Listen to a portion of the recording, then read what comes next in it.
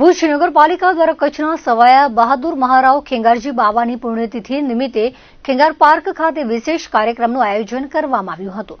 આ પ્રસંગે તેમની પ્રતિમાને હારારોપણ કરી ભાવપૂર્વક પુષ્પાંજલિ અર્પણ કરવામાં આવી હતી। આ કાર્યક્રમમાં ભુજ નગરપાલિકાના પ્રમુખ રશ્મિબેન સોલંકી, નગરસેવકો, વિવિધ સામાજિક સંસ્થાઓના હોદ્દેદારો અને શહેરીજનો ઉપસ્થિત રહ્યા હતા। આ તકે કચ્છ રાજવી પરિવારના સભ્ય મહારાજ કુમાર અનિરુદ્ધસિંહજી પણ ખાસ હાજર રહ્યા હતા।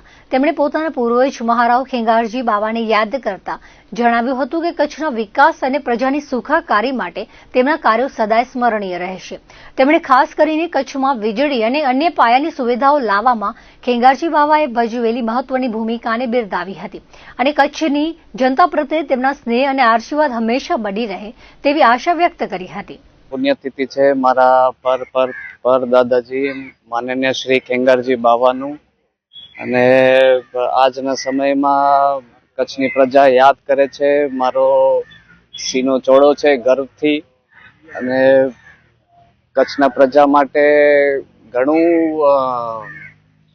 સારું કામ કરી ગયા, અને ઘરે રોશની દેવડાવ્યા, અને લાઈટ લાવવા વાળા મારા ખેંગારજી બાવા। મારી માટે ગર્વની વાત છે કે પોતે અંધારામાં સૂતા અને પ્રજા સુખી રહે